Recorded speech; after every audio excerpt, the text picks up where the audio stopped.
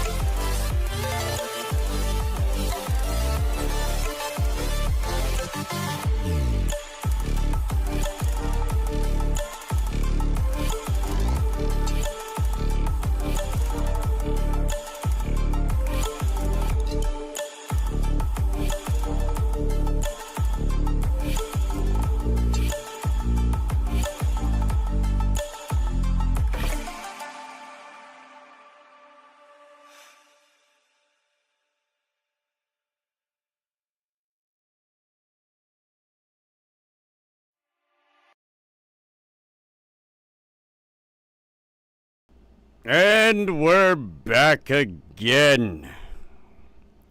Holy shit. That has got to be the most badass intro on the face of the earth. Let's go! I mean, minus the part where I fucked up and didn't edit out the goddamn skip. But it is what it is. You know? It is what it is. So, let's get into today's episode.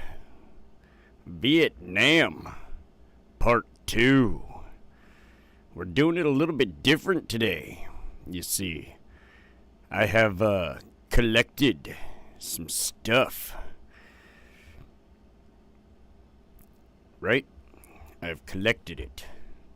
So, let me get it started. And we can talk about, hold on. I got one more thing I gotta set up and then we can get into it.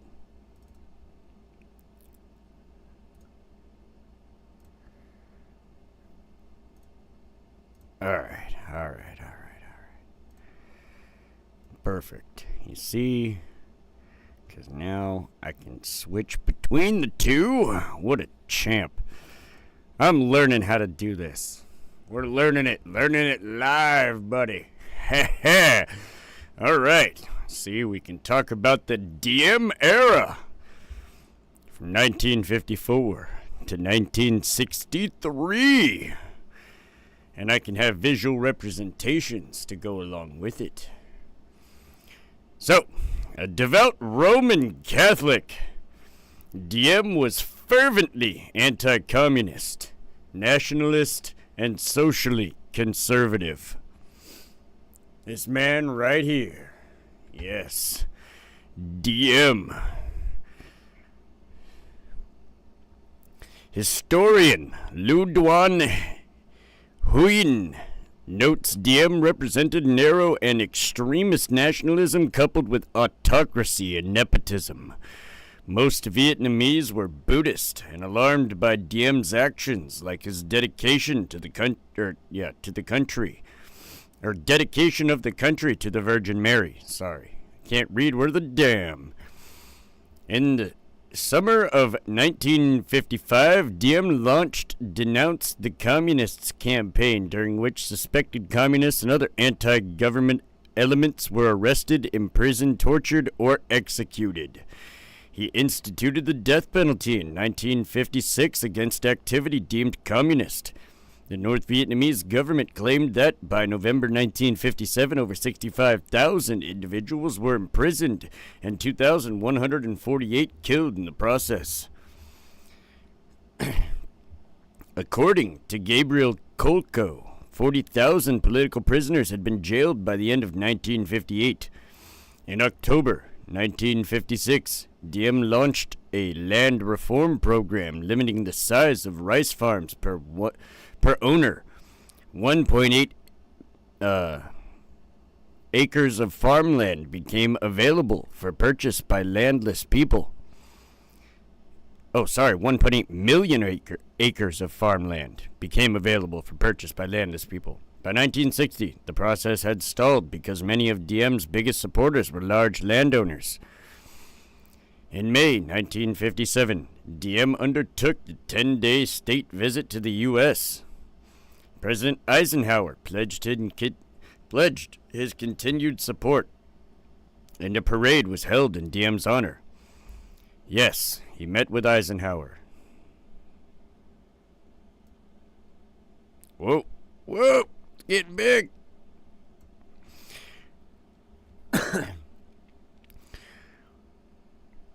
But Secretary of State Dulles privately conceded Diem had to be backed because they could find no better alternative. Damn it. Between 1954 and 1957, the Diem government succeeded in preventing large-scale organized unrest in the countryside. In April 1957, insurgents launched an assassination campaign referred to as extermination of traitors. 17 people were killed in the Chow Doc massacre at a bar in July, and in September, a district chief was killed with his family. By early 1959, Diem had come to regard the violence as an organized campaign and implemented Law 1059, which made political violence punishable by death and property confiscation. There had been division among former Viet Minh, whose main goal was to hold elections promised in the Geneva Accords, leading to wildcat activities separate from the other communists and anti-GVN activists. Douglas Pike estimated that insurgents carried out 2,000 abductions and 1,700 assassinations of government officials, village chiefs, hospital workers, and teachers from 1957 to 1960. Violence between insurgents and government forces increased drastically from 180 clashes in January 1960 to 545 clashes in September. In September 1960, the COSVN, North Vietnam's southern headquarters, ordered a coordinated uprising in South Vietnam against the government, and a third of the population was soon living in areas of communist control. In December 1960, North Vietnam formally created the Viet Cong, with the intent of uniting all anti-GVN insurgents, including non-communists. It was formed in Memo, Cambodia, and directed through COSVN. The Viet Cong placed heavy emphasis on the withdrawal of American advisors and influence, on land reform and liberalization of the GVN, on coalition government, and the neutralization of Vietnam. The identities of leaders of the organization were kept secret. Yes, the Viet Cong. Gotta love the Viet Cong. Shit. Where's this other douchebag, Le Duan? Yeah, because we're going to be talking about this guy here real soon. But as far as the VC are concerned, that's what we're going to call the Viet Cong throughout this entire thing. I'm not going to read Viet Cong every time. So I'm just going to call him the VC. Just throwing that out there. Just going ahead and throwing that out there. Support for the VC was driven by resentment of Diem's reversal of Viet Minh land reforms in the countryside. The Viet Minh had confiscated large private land holdings, reduced rents and debts, and leased communal lands, mostly to poorer peasants. Diem brought the landlords back. People who had been farming land for years had to return it to landlords and pay years of back rent. Shitty. Marilyn B. Young wrote that the divisions within the villages reproduced those that had existed against the French. 75% support for the NLF, 20% trying to remain neutral, and 5% firmly pro-government. Damn it. North Vietnamese involvement. Well, in March 1956, Southern Communist leader Le Duan presented a plan to revive the insurgency entitled "The Road to the South to the Politburo in Hanoi." However, as China and the Soviets opposed confrontation, his plan was rejected. Despite this, the North Vietnamese leadership approved tentative measures to revive southern insurgency in December 1956. Communist forces were under a single command structure set up in 1958. In May 1958, North Vietnamese forces seized the transportation hub at Chepone in southern Laos, near the demilitarized zone between North and South Vietnam. The North Vietnamese Communist Party approved a People's War on the South at the session in January 1959. And in May, Group 559 was established to maintain and upgrade the Ho Chi Minh Trail. The Ho Chi Minh Trail.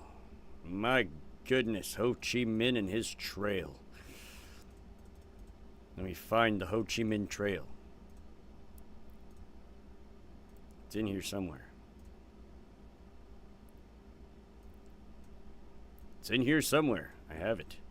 I have the photo of the Ho Chi Minh Trail. Yes. Yes, I do. The Ho Chi Minh Trail. Boom shakalaka. Goes through Laos, Cambodia, northern Vietnam, and southern Vietnam. This is like the craziest stretch of underground tunnels and like basically underground villages. They housed all kinds of people and shit. It was nuts. Made it virtually impossible to tell where attacks were coming from half the time. It made fighting them very difficult. Especially because the government was like, yeah, don't invade Laos or Cambodia. And funny enough, there were plenty of Air Force pilots that rejected that outright and just went and fought them anyways, like hunted them down. Like they did in Korea. They weren't supposed to enter Chinese airspace, but they did anyways. Because pilots are savage, and when they're on the chase, they just don't give a fuck. Shit. Anyways, the Ho Chi Minh Trail. At this time, a 6-month mountain trek through Laos. On the 28th of July, North Vietnamese and the Pathet Lao forces invaded Laos, fighting a Royal Lao army all along the border. About 500 of the regroupees of 1954 were sent south on the trail during this first-year operation. The first arms delivery via the trail was completed in August 1959. In April 1960, North Vietnam imposed universal military conscription for men. About 40,000 communist soldiers infiltrated the South from 1961 to 1963. So let's think about that for a second. Universal mandatory military conscription for men. Man, throughout time, it's almost like men have always kind of got the shit end of the stick on that one. I mean, not that women could really fight a war to begin with. Like, let's be real here. They're more of a liability in a war, in a war zone than they are anything else. The reason I say they're more of a liability is because they can carry less equipment. They can barely load the ammunition into the fucking magazines. They're not as tactically minded. They're more hesitant on the trigger. And if they're in danger, the guys are more likely to focus on protecting them than getting the objective complete, which is a liability to the mission. It's not strategically advantageous to send women into battle at all. First off, why are you killing off the only people that can birth new army members? Like, come on. What's the matter with you? Seriously. You don't put women in war? Are you kidding me? What kind of crap is this? Kind of ridiculous shit.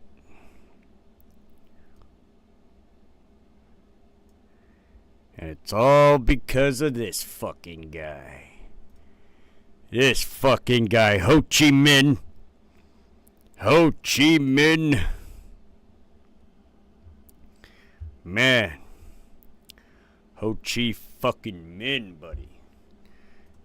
One more thing about that whole, like, mandatory military conscription thing. I think that men should be conscripted into the military. I'm not even fucking joking on this. I honestly think men should be conscripted into the military. Like, in order to have citizenship of any kind, I think men should be in the military. In order to be able to vote, to be able to do anything. And it should be like 6 to 10 years. I feel like it should be 10 years, but whatever, other people would argue for less. So I'll cut it. The only deal I'm going with is fucking 6. That's the lowest I'll go. After that, no. They have to be in there for 6 years. I would, even if that were implemented today and all men were forced from here on out, 18 and up, if they haven't served, or if they haven't served 6 years at least, had to join the military, I would join the military tomorrow. Why? Because I agree with mandatory military conscription. So, that being said, now we're getting into Kennedy's escalation. Ah, yes. Good old Kennedy. This fucking guy. In the 1960 U.S. presidential election, Senator John F. Kennedy defeated incumbent Vice President Richard Nixon. Thank God, even though Nixon eventually got into office.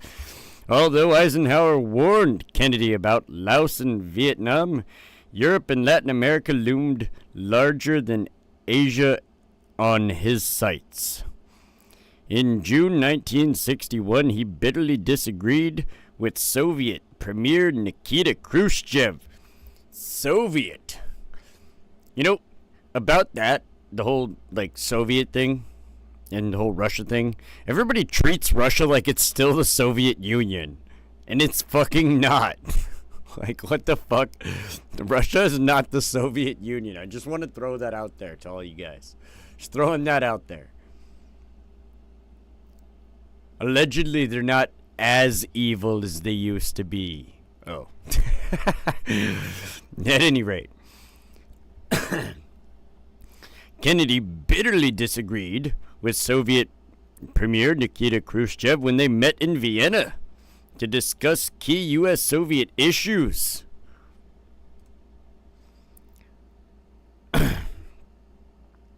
Only 16 months later, the Cuban Missile Crisis played out on television worldwide. It was the closest the Cold War came to nuclear war. Yes, we all know about that. I'll probably do a whole episode on the Cuban Missile Crisis just because it was such an obnoxious thing. And I don't think I've heard a couple people say we're closer than we were in the Cold War. No, I don't think people understand how close we were to mutual destruction and total annihilation via nuclear weapons during the Cuban Missile Crisis. That was fucking crazy. The Kennedy administration remained committed to the Cold War foreign policy inherited from the Truman and Eisenhower administrations. In 1961, the U.S. had 50,000 troops based in South Korea, and Kennedy faced 4 crisis situations. The failure of the Bay of Pigs invasion he had approved in April. Settlement negotiations between pro-Western government of Laos and the Pathet Lao Communist movement in May. Construction of the Berlin Wall in August. And the Cuban Missile Crisis in October. Man, dude went through the gauntlet. Shit. Gets into office, it's just back to back. Boom. Damn. Holy.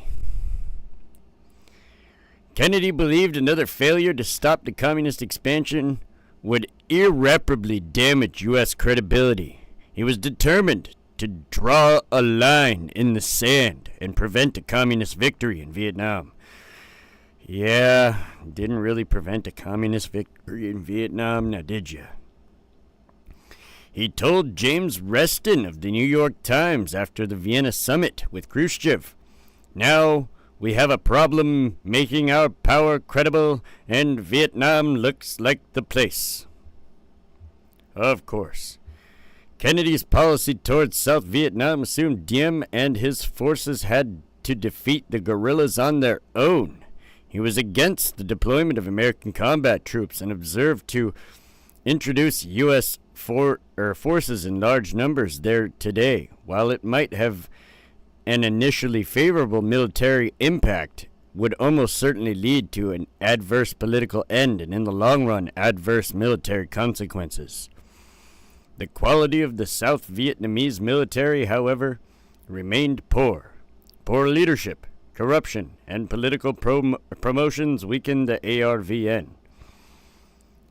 The frequency of the guerrilla attacks rose as the insurgency gathered steam. ARVN is South Vietnamese Army, by the way. While Hanoi's support for Viet Cong played a role, South Vietnamese governmental incompetence was at the core of the crisis. Dang. One major issue Kennedy raised was whether the Soviet space missile programs had surpassed those of the U.S., although Kennedy stressed long-range missile parity with the Soviets. He was interested in using special forces for counterinsurgency warfare in the third world countries threatened by communist insurgencies. Although they were intended for use behind front lines after a conventional Soviet invasion of Europe, Kennedy believed guerrilla tactics employed by special forces such as the Green Berets would be effective in a brush fire war in Vietnam. Kennedy's advisors Maxwell Taylor and Walt Rustow recommended U.S. troops be sent to Vietnam disguised as flood relief workers. Kennedy rejected the idea, but increased military assistance. Kennedy rejected the idea, but increased military assistance. In April 6, 1962, John Kenneth Galbraith warned Kennedy of the danger we shall replace the French as a colonial force in the area and bleed as the French did. Eisenhower put 900 advisors in Vietnam, and by November 1963, Kennedy had put 16,000 military personnel there. Dang. Freaking Kennedy, man. So, let's talk about this for a second. Was it necessary? Was it ultimately necessary to not have Vietnam as could we have just let Asia just get steamrolled by communism and totally have been fine? I mean, hindsight, I think that's pretty fucking obvious. That, yeah, most of those countries would have collapsed under their own communist weight. Like the Soviet Union. Let's be honest here. But, I mean, all in all, fucking, we didn't necessarily need to be there. We didn't need to have that many people.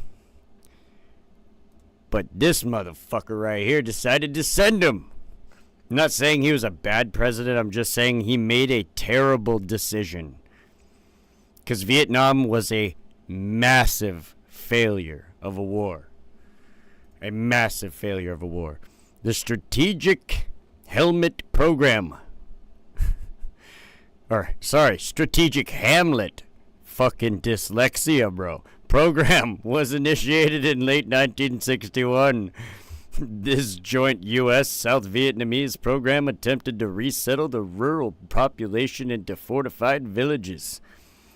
It was implemented in early 1962 and involved some forced relocation and segregation of rural South Vietnamese into new communities, where the peasantry would be isolated from the Viet Cong. It was hoped these new communities would provide security for the peasants and strengthen the tie between them and central government. However, by November 1963, the program had waned, and it ended in 1964. In July 1962, 14 nations, including China, South Vietnam, the Soviet Union, North Vietnam, and the U.S., well, that's a lot less than 14, but okay, signed an agreement promising to respect Laos's neutrality. Look at that. Well, I guess Laos was probably one of the signers of that. They just conveniently leave Laos's name out of it.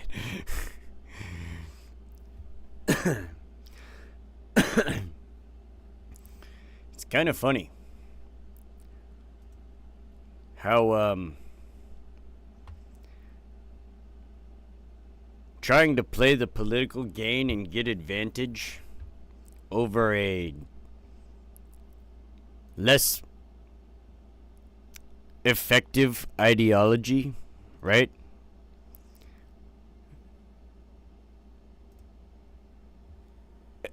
Almost leads to planetary obliteration several times throughout history. It's just interesting to me. Human beings are weird, man. totally just would be willing to destroy ourselves, because if you can't have it, or if I can't have it, no one can. Crazy to me.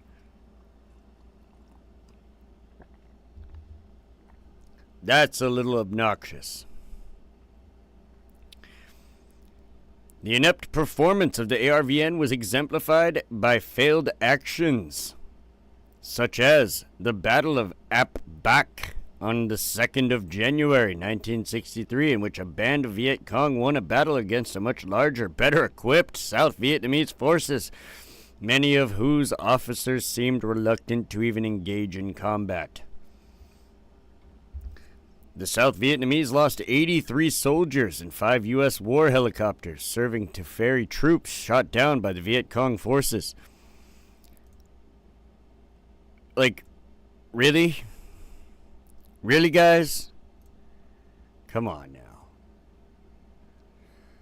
now. Because the Viet Cong only lost the Viet Cong only lost 18 soldiers. The ARVN forces were led by Diem's most trusted general, Huynh Van Cao. Cao was a Catholic promoted due to religion and fidelity rather than skill, and his main job was to preserve his forces to stave off coups. Policymakers in Washington began to conclude Diem was incapable of defeating the communists and might even make a deal with Ho Chi Minh.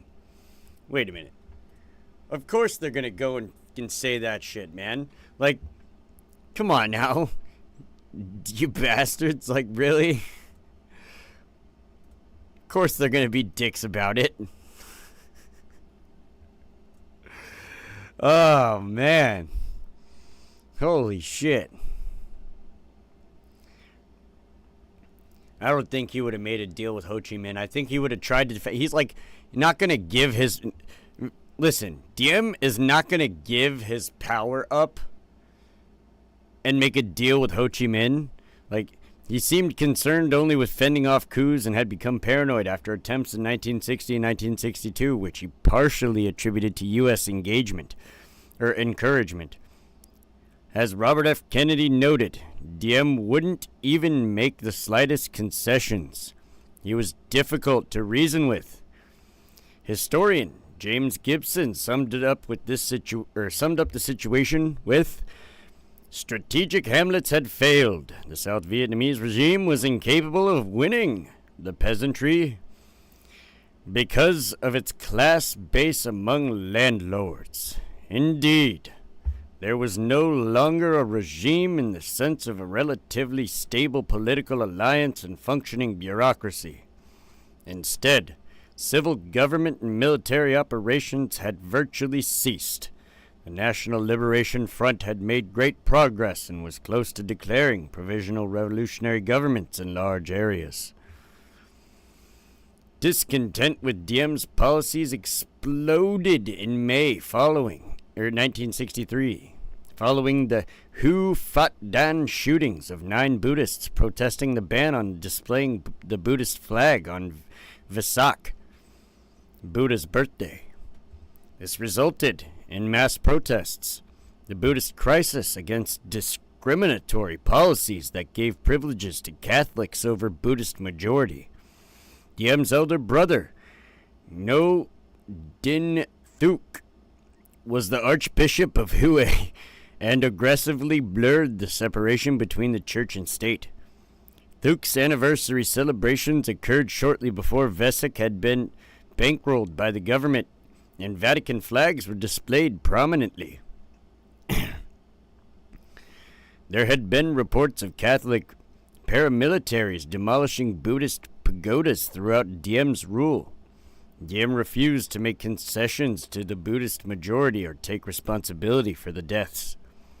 On the 21st of August 1963, the ARVN Special Forces of Colonel Lê Quang Tung, loyal to Diem's younger brother No Din Nu, raided pagodas, causing widespread destruction and leaving a death toll into the hundreds. Dang it. dang it.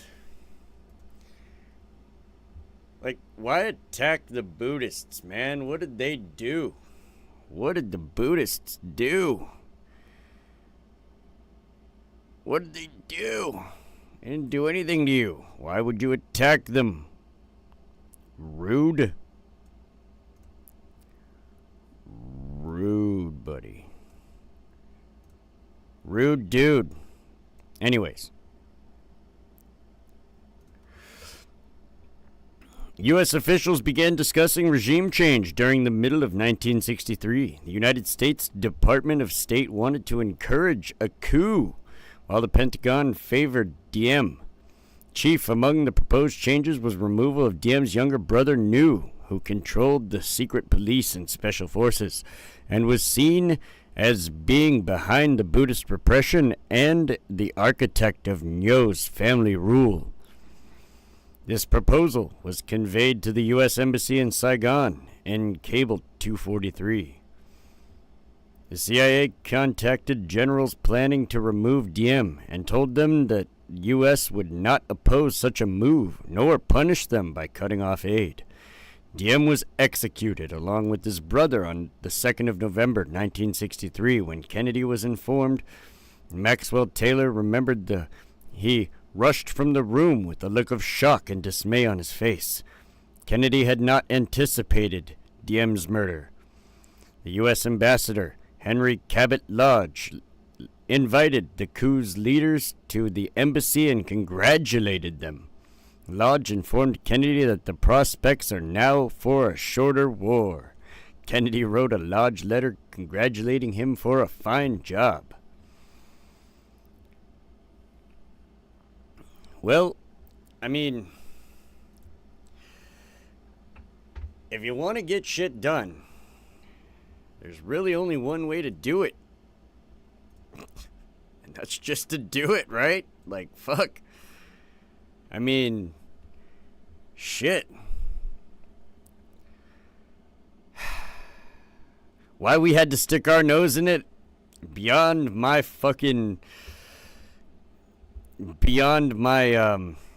ability to comprehend, I guess. I don't know. Maybe as I go through more military strategies and read more about wars and shit, maybe I'll get a grasp on it, but I've been doing it for a pretty long time, and it still seems like a pretty fucking stupid decision to me. I mean, shit, man, I'm pretty educated on the subject. Just saying.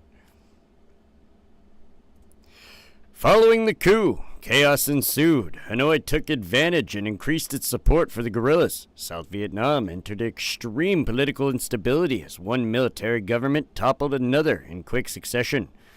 Increasingly, each new regime was viewed by the communists as a puppet of the Americans. Whatever the failings of Diem, his credentials as a nationalist had been impeccable. U.S. advisors were embedded at every level of the South Vietnamese armed forces. They were, however, criticized for ignoring the political nature of insurgency. The Kennedy administration sought to refocus U.S. efforts on pacification, which in this case was defined as countering the growing threat of insurgency and winning the hearts and minds of the population. Military leadership in Washington, however, was hostile to any role for the U.S. advisors other than troop training. General Paul Harkins, the commander of the U.S. forces in South Vietnam, confidently predicted victory by Christmas 1963, which obviously didn't happen. The CIA was less optimistic, however, warning that the Viet Cong, by and large, retained de facto control of much of the countryside and have steadily increased the overall intensity of the effort. Well, paramilitary officers from the CIA's Special Activities Division trained and led Hmong tribesmen in Laos and Vietnam. The indigenous forces were in tens of thousands and conducted direct action missions led by paramilitary officers against the communist Pathet Lao forces and their North Vietnamese supporters. The CIA ran the Phoenix program and participated in the Military Assistance Command, Vietnam Studies and Observations Group. My goodness. The observations group, huh? Well, isn't that something?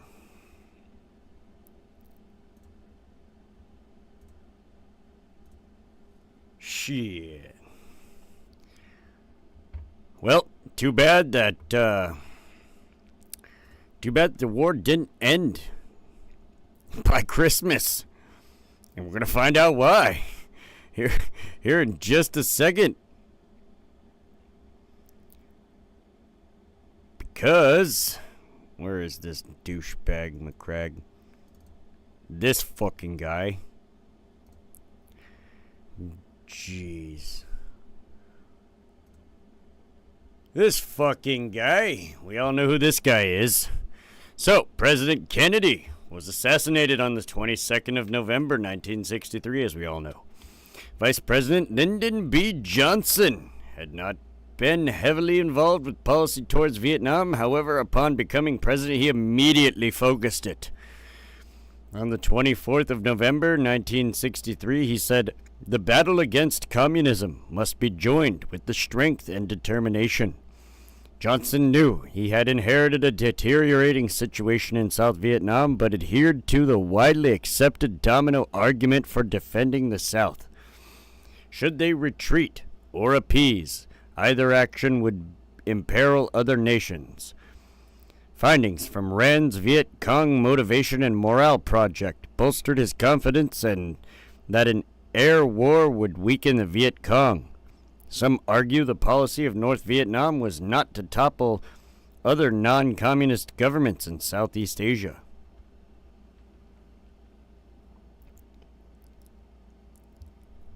The Military Revolutionary Council, meeting in lieu of a strong South Vietnamese leader, had 12 members. It was headed by General Duong Von Minh, whom journalist Stanley Carnow recalled as a model of lethargy. Lodge cabled home about Minh. Will he be strong enough to get on top of things? Minh's regime was overthrown in January 1964 by General Nguyen Khan. There was a persistent instability in the military. Several coups, not all successful, occurred in a short period of time. Yeah, it did. There's a lot of coups. That's what happens when shit goes to chaos. Everybody's trying to take the power gap, right? There is now a void where power used to be, and so everybody's trying to fill that void. And it gets messy every fucking time. But of course, we had Lyndon Johnson to thank for that. I'm just kidding. He didn't really have a part in that. That was Kennedy's bullshit. He just kind of got ushered into that because of Kennedy's assassination. Bummer. But what can you do? Where's my mouse? The Gulf of Tonkin incident. On the 2nd of August, 1964, USS Maddox, on an intelligence mission along with North Vietnam's coast, allegedly fired upon and damaged torpedo boats stalking it in the Gulf of Tonkin. A second attack was reported 2 days later on the USS Turner Joy and Maddox. The circumstances were murky. Johnson commented to Undersecretary of State George Ball that those sailors out there may have been shooting at flying fish. An NSA publication declassified in 2005 revealed there was no attack on August 4th. The second attack, quote unquote, led to retaliatory airstrikes and prompted Congress to approve the Gulf of Tonkin Resolution on the 7th of August, 1964. The resolution granted the president power to take all necessary measures to repel any armed attack against the forces of the United States and to prevent further aggression. And Johnson relied on this giving him authority to expand the war. Gotta love it. He wanted to continue the war. He wanted to expand it. Johnson pledged he was not committing American boys to fighting a war that I think ought to be fought by the boys of Asia to help protect their own land. The National Security Council recommended a 3-stage escalation of the bombing of North Vietnam, following an attack on U.S. Army base on 7th of February 1965. Airstrikes were initiated, while Soviet Premier Alexei Kosygin, I think that's how you fucking say his name, Alexei Kosygin,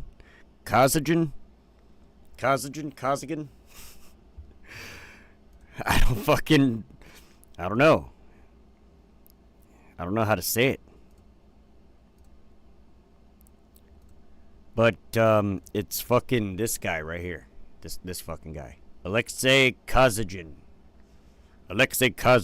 Whatever. Was on a state visit to North Vietnam. Operation Rolling Thunder and Operation Arclight expanded aerial bombardment and ground support operations. The bombing campaign, which lasted 3 years, was intended to force North Vietnam to cease its support for the Viet Cong by threatening to destroy North Vietnamese air defenses and infrastructure. Damn, that was a mouthful. It was additionally aimed at bolstering South Vietnamese morale. Between March 1965 and November 1968, Rolling Thunder deluged the North with 1 million tons of missiles, rockets, and bombs. Oh, shit. So here in a second, I'm going to pull up something, just some after photos of the, what's left of the bombing of Laos. Kind of want to show that off real quick because we're about to talk about it. Now, remember, they wanted to stay neutral. Whoops.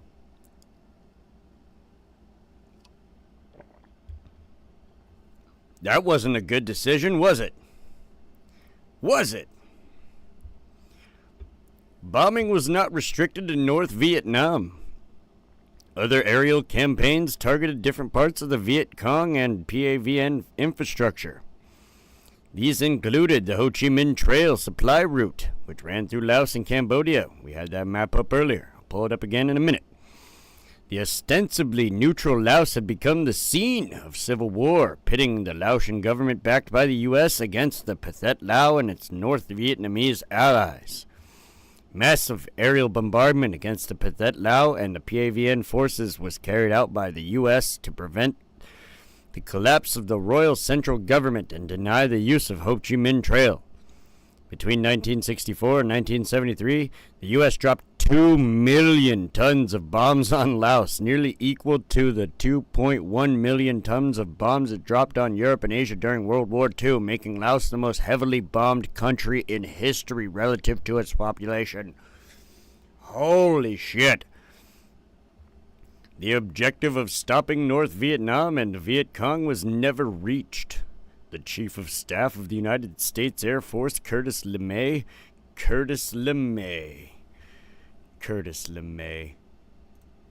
Look at this. This is disgusting. However, had a long advocated saturation bombing in Vietnam and wrote of the communists that were going to bomb them back into the Stone Age.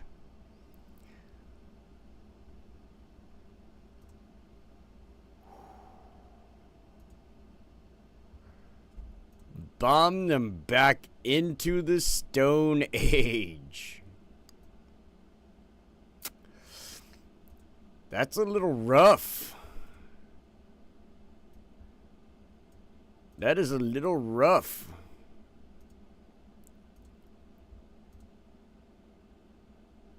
Oh, do I not have a fucking picture of that guy?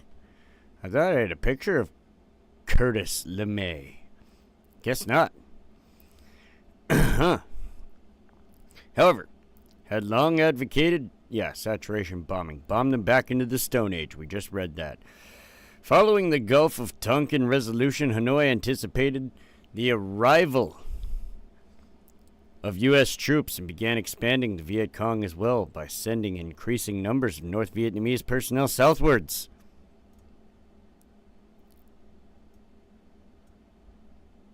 That's fucking crazy. They were outfitting the Viet Cong forces and standardizing their equipment with AK-47 rifles and other supplies, as well as forming the 9th Division. From a strength of approximately 5,000 at the start of 1959, the Viet Cong's ranks grew to about 100,000 at the end of 1964. Between 1961 and 1964, the Army's strength rose from about 850,000 to nearly 1 million men. U.S. troops numbers deployed to Vietnam during the period were much lower, 2,000 in 1961, rising to 16,500 in 1964. The use of captured equipment decreased, while greater numbers of ammunition and supplies were required to maintain regular units. Group 559 was tasked with expanding the Ho Chi Minh Trail in light of the bombardment by U.S. warplanes.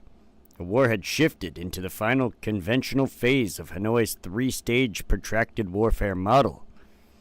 The Viet Cong was now tasked with destroying the ARVN and capturing and holding areas. However, it was not yet strong enough to assault major towns and cities. In December 1964, ARVN, mind you, they wanted to be done by Christmas of like 1963 or 1962. It's fucking couple years later now. ARVN forces suffered heavy losses at the Battle of Bin Gia, in a battle both sides viewed as a watershed. Previously, the VC had utilized hit-and-run guerrilla tactics. At Bin Gia, however, they defeated a strong ARVN force in a conventional battle and remained in the field for 4 days. Tellingly, South Vietnamese forces were again defeated in June 1965 at the Battle of Dong Choi. Choi? Dong Choi? I don't know how to say it. On the 8th of March, 1965, 3,500 U.S. Marines landed near Da Nang. Da Nang. Oh, South Vietnam. This marked the beginning of American ground war. U.S. public opinion overwhelmingly supported this deployment. The Marines' initial argument was defense of the Da Nang Air Base. The first deployment of 3,500 in March 1965 was increased to nearly 200,000 by December. Again, the war was supposed to end before Christmas. Now there's 200,000 troops going by Christmas. Shit. U.S. military had long been schooled in offensive warfare. Regardless of political policies, U.S. commanders were institutionally and psychologically unsuited to a defensive mission. Well, isn't that just a pain in the old dinky blinky, man? Fuck. That's crazy, though. 200,000 in what, a year? Yeah, a year. Fuck. Couple of months. See, this is why I don't... Okay, this is why I'm against foreign bases. Like, if you guys watch Verbal Combat, right, on Speakeasy's channel, I go on that shit every Friday. And I can't remember if it was last Friday's, but one of these last couple of debates I was on, the topic got brought up about bringing the troops home. Oh, you know what? I think this is actually my Verbal Championship debate with Evan, where it was bring the troops home, or should we have foreign bases? With the technology we had back in Vietnam, we could get 200,000 people to the other side of the planet in a couple of months. Imagine nowadays, we could get fucking 500,000 people in a couple of days somewhere, and enough equipment. Like, come on. We don't need foreign bases. We can get there. All around the world, anywhere we want to go, we can fucking make it. There's no reason. There is no reason for that kind of noise.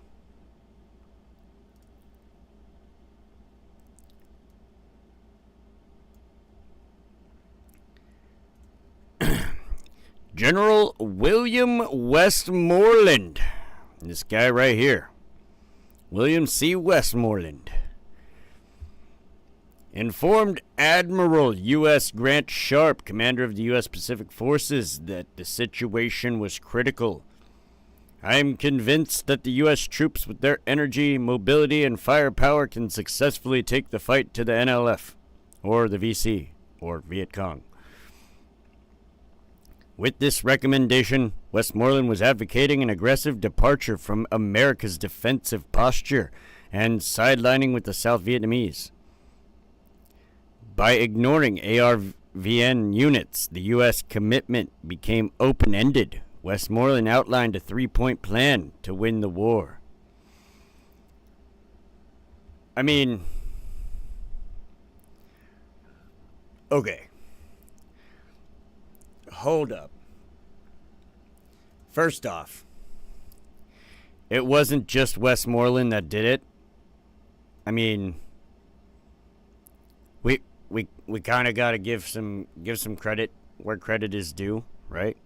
Because obviously Westmoreland informed Admiral Sharp, so Admiral Sharp had a big like contribution to this, even though Westmoreland is the one that's like given credit for the 3-point plan. It wasn't just Westmoreland, it was Admiral Sharp.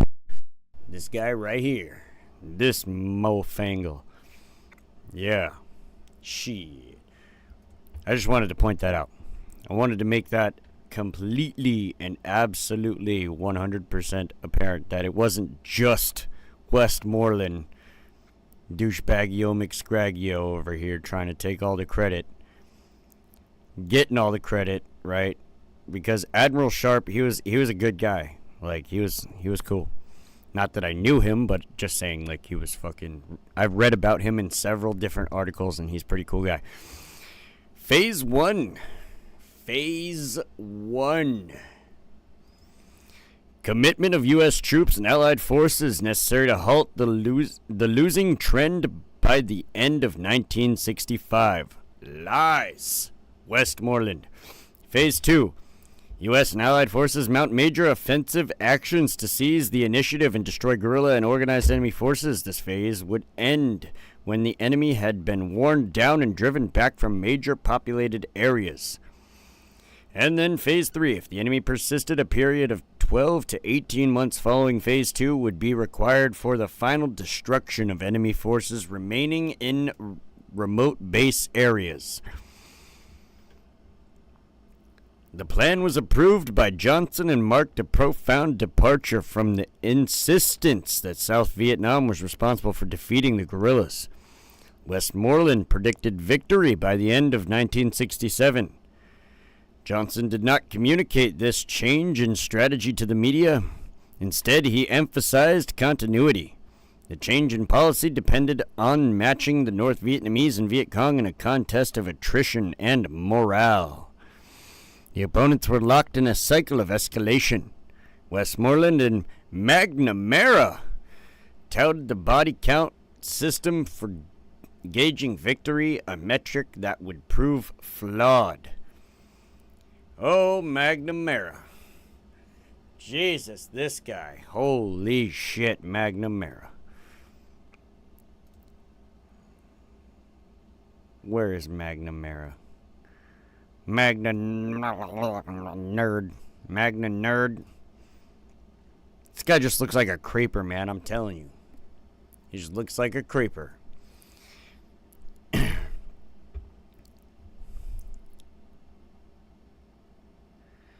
American buildup transformed the South Vietnamese economy and had a profound effect on the society. South Vietnam was inundated with manufactured goods. Washington encouraged its SEATO allies, not NATO, SEATO, and not C like as in the letter C, but SEATO, allies to contribute troops. Australia, New Zealand, Thailand, and the Philippines agreed to do so. South Korea would ask to join the Many Flags program, and in return for economic compensation. Major allies, however, notably NATO countries, Canada and the UK, declined troop requests. They're like, no, South Korea, not yet. We don't trust you yet. Shit. The U.S. and its allies mounted a complex search and destroy operations. However, in 1965, the U.S. engaged in its first major battle with the PAVN, the Battle of La Drang. The operation was the first large-scale helicopter assault by the U.S. and the first to employ a Boeing B-52 Stratofortress strategic bombers in support. Oh, man. I know that the A-10 has virtually nothing to do with Vietnam. Because there's a lot of F-4 Phantom shit going on in Vietnam. And I don't like the F-4 Phantom. I think the F-4 Phantom looks like shit. I'm sorry, it's just an ugly fucking plane. I don't like it. But god damn it, what I wouldn't give to fly an A-10. It's just a giant machine gun with wings on it. The most fucking American thing. It's the most American thing ever made. It's fucking amazing. That's why I have it in the beginning of my intro. The Burt from an A-10. Because I like it. Anyways. As I was saying. These tactics continued in 1966-67. However, the PAVN-VC insurgents remained elusive and demonstrated tactical flexibility. By 1967, the war had generated large-scale internal refugees, 2 million in the South Vietnam, with 125,000 people evacuated and rendered homeless during Operation Masher alone, which was the largest search and destroy operation to that point. Operation Masher would have a negligible impact, however, as the PAVN and the Viet Cong returned to the province just 4 months after it ended. Despite major operations, which the VC and PAVN would typically evade, the war was characterized by smaller unit contacts or engagements.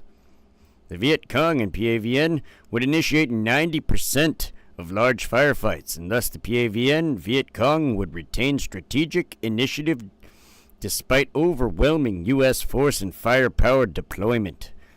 The PAVN and Viet Cong had deployed strategies capable of countering U.S. military doctrines and tactics. Yep, basically, we're gonna just kind of hide in the bushes because the entrances to our freaking Ho Chi Minh Trail are like hidden, and good luck finding them. And if you try and find them, you're probably gonna step on a landmine. Like, that was the shitty situation. Is like, not only are you pushing through fucking, like crazy tall, sharp ass bladed grass and thorns and jungle and fucking dealing with snakes and spiders and all kinds of other shit that could kill you out there in Vietnam in the jungle, because everything's trying to kill you in the jungle. I mean, shit, dude, there's like Bengal tigers and shit out there. Like, fuck, man.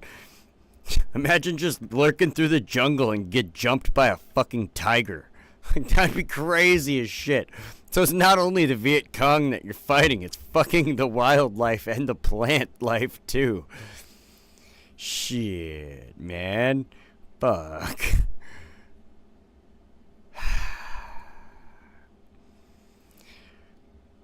Meanwhile, the political situation in South Vietnam began to stabilize with the arrival of Prime Minister Air Marshal Nguyen Co Khai. Nguyen Co Khai. I think I said his name wrong. Let me try and read this the right way. I know it's Nguyen because I had a teacher named Mr. Nguyen.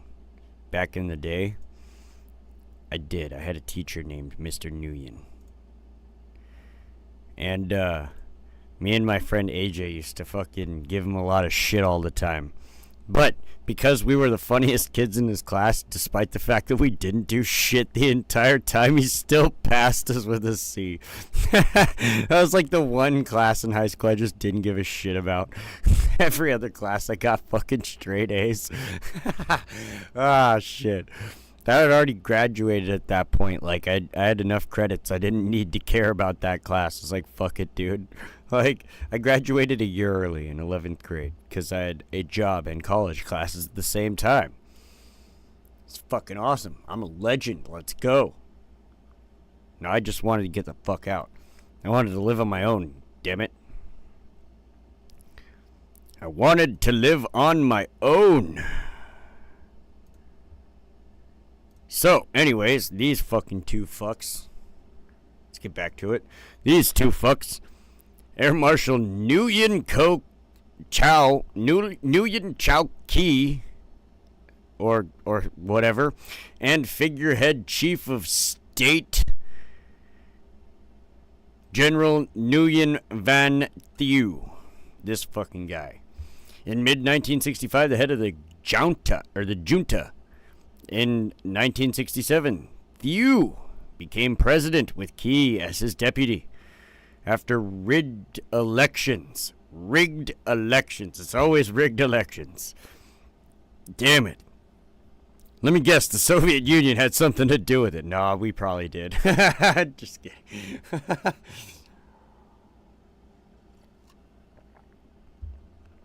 Although they were nominally a civilian government, Key was supposed to maintain real power through a behind-the-scenes military body. However, Thieu outmaneuvered and sidelined Key.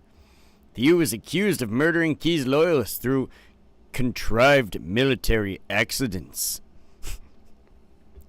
Thieu remained president until 1975, having won a one-candidate election in 1971. Johnson employed a policy of minimum candor with the media. Military information officers sought to manage coverage by emphasizing stories that portrayed progress. This policy damaged public trust in official pronouncements. As coverage of the war and the Pentagon diverged, a so-called credibility gap developed. Despite Johnson and Westmoreland publicly proclaiming victory, and Westmoreland stating that the end is coming into view, international reports in the Pentagon Papers indicate that the Viet Cong forces retained strategic initiative and controlled their losses. The VC attacks against the static U.S. positions accounted for 30% of engagements. VC and PAVN ambushes and encirclements for 23%. American ambushes against the VC and PAVN forces for 9%. And American forces attacking the Viet Cong emplacements only 5%. Damn.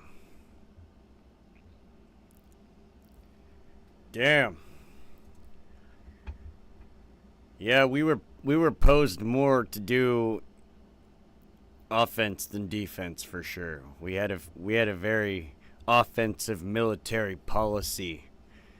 And it showed, man. It fucking showed. Holy. My goodness. But what can you do? I mean,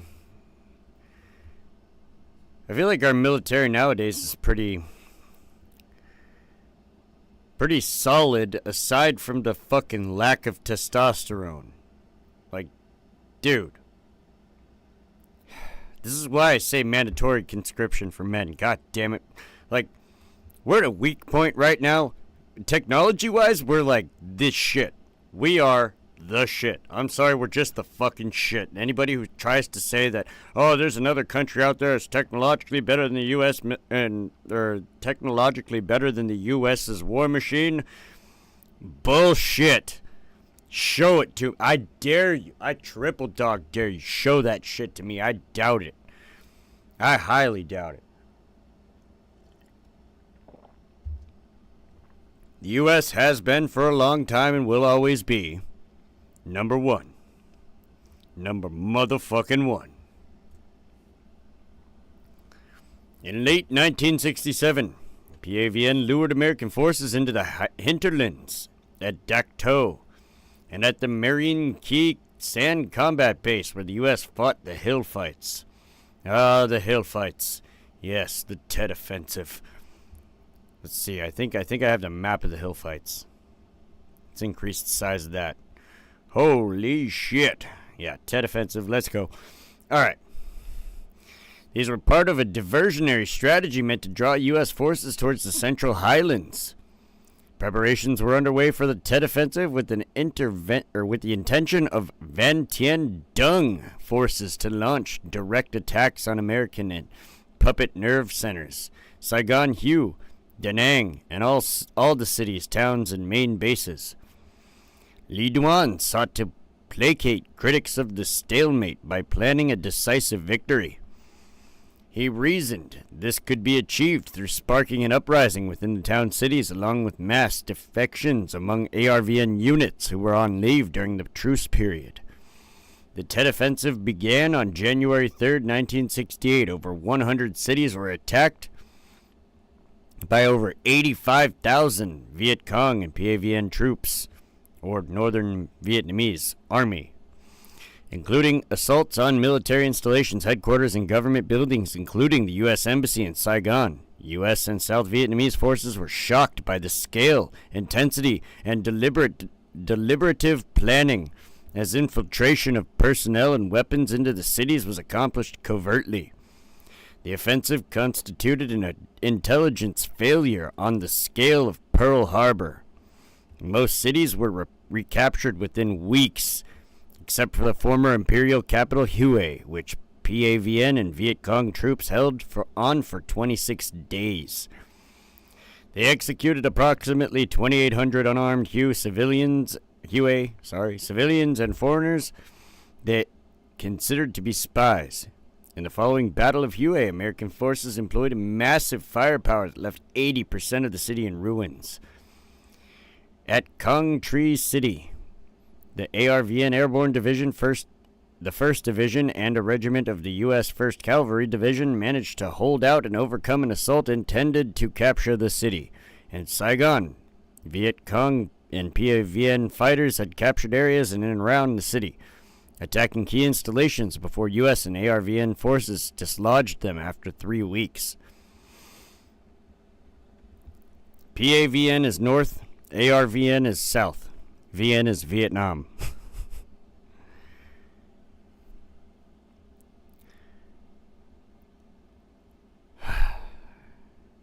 During one battle, Peter Arnett reported an infantry commander saying the Battle of Ben Tre that it became necessary to destroy the village in order to save it. Ah, yes. The old "we must destroy them to save them." That is fucked up. Holy shit, that's terrible news. We must destroy them to save them. Shit. That's not accurate at all. Why would you do such a thing? Holy moly. Goodness. During the first months of the offensive, 1,100 Americans and other Allied troops, 2,100 ARVN, and 14,000 civilians were killed. After 2 months, nearly 5,000 ARVN and over 4,000 U.S. forces had been killed and 45,820 wounded. U.S. claimed that 17,000 of the PAVN and Viet Cong had been killed and 15,000 wounded. A month later, a second offensive known as the May Offensive was launched. It demonstrated the Viet Cong were still capable of carrying out orchestrated nationwide offenses. 2 months later, a third offense was launched, Phase 3 Offensive. PAVN records of their losses across all 3 offensives was 45,267 killed and 111,179 total casualties. It had become the bloodiest year up to then. The failure to spark a general uprising and lack of defections among the ARVN units meant both war goals of Hanoi had fallen flat at enormous cost. By the end of 1968, the VC insurgents held almost no territory in South Vietnam, and their recruitment dropped by over 80%, signifying a drastic reduction in guerrilla operations, necessitating increased use of PAVN regular soldiers from the north. Prior to Tet in November 1967, Westmoreland had spearheaded a public relations drive for the Johnson administration to bolster flagging public support. In a speech to the National Press Club, he said a point had been reached where the end comes into view. Thus, the public was shocked and confused when Westmoreland's predictions were trumped by the Tet Offensive. Public approval of his performance dropped from 48% to 36%, and endorsement for the war fell from 40% to 26%. The public and media began to turn against Johnson as the offensives contradicted claims of progress. At one point in well, hold on now. Do they? Because you could have easily kind of played that off to the public as, oh, they're getting desperate. The end is near. They're getting desperate. I'm surprised nobody went there. That's crazy to me. At one point in 1968, Westmoreland considered use of nuclear weapons in a contingency plan, codenamed Fractured Jaw, which was abandoned when it became known to the White House. Well, duh. Westmoreland requested 200,000 additional troops, which was leaked to the media, and the fallout combined with the intelligence failures caused him to be removed from command in March 1968, succeeded by his deputy Creighton Abrams. On the 10th of May 1968, peace talks began between the U.S. and North Vietnam in Paris. Negotiations stagnated for 5 months until Johnson gave orders to halt the bombing of North Vietnam. Hanoi realized it could not achieve a total victory and employed a strategy known as talking while fighting, fighting while talking, in which offensives would occur concurrently with negotiations. Is it me, or is that just like a weird fucking strategy?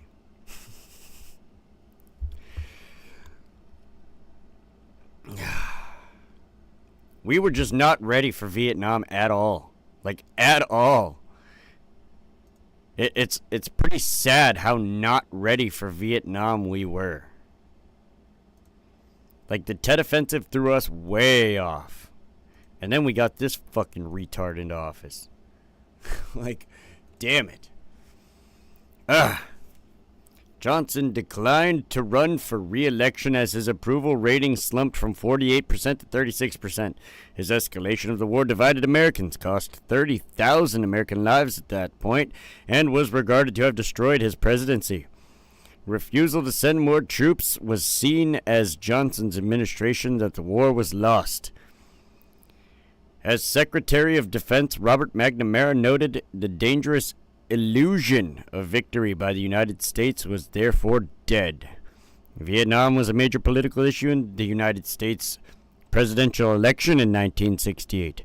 The election was won by Republican Richard Nixon, who claimed to have a secret plan to end the war. Oh, please. Your secret fucking plan. Vietnamization. God, fuck. Are you kidding me, this fucking guy? Ugh. Nixon. What an L for the American people to vote this fucking dumbass into office.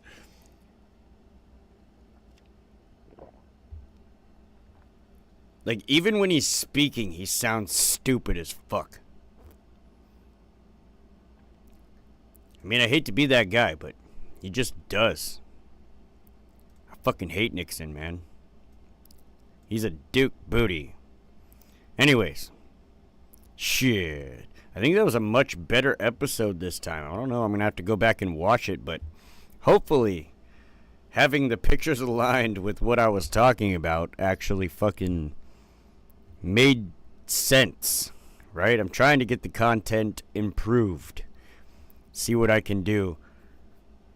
I'm learning how to do animation, so maybe in the future I'll be able to animate this while I'm talking about it, or have an animation set up previous to talking about it so that I can, you know, play the animation and shit while I'm fucking... But we're not there yet. So, and then doing that live is going to be really complicated, but we'll figure it out. The content will always be improving, and I hope it did. I hope this time, for this episode at least, it was better than the last. And I hope that every episode in the future just gets better as time goes on. Because I want to bring you guys pleasant content. That being said, I think it's about that time for me to call it a night. I started a little bit late, but I also ran a little bit longer than I normally do. And I'll leave you guys with the outro. I'll leave you guys with an outro. Why the hell not? Why the hell not? I don't see why I can't leave y'all with an outro. But before that, next time we're going to get into Vietnamization, U.S. exit and final campaigns, opposition to U.S. involvement, involvement of other countries. That's probably all we'll be able to cover next time. And then after that, we'll go over some of the more social problems, like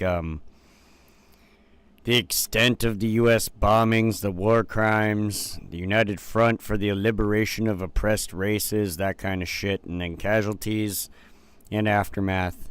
All the good social issues that I could give two shits less about. I'm more worried about the military tactics and strategies in this series, but since it's in there, we'll go over it anyways. Might as well get the full scope, because socialization, or at least a public view, right, or public support, is a major contributor. So, if the public don't support it, it's probably not a good thing to do. Just saying.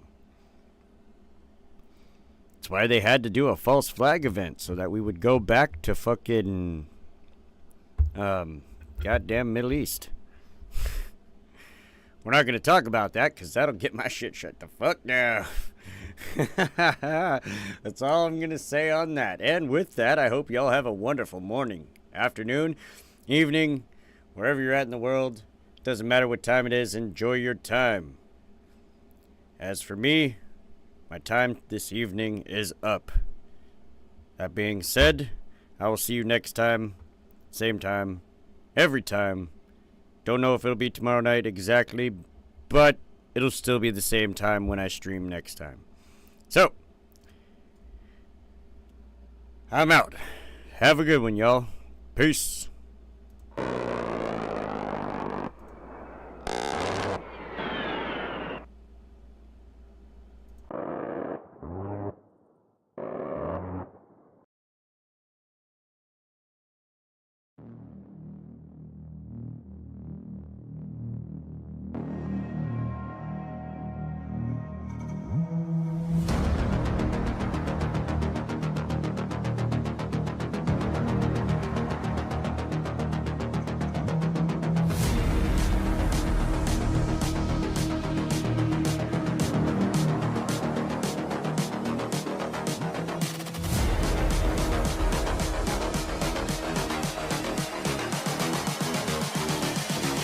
I just wish he knew.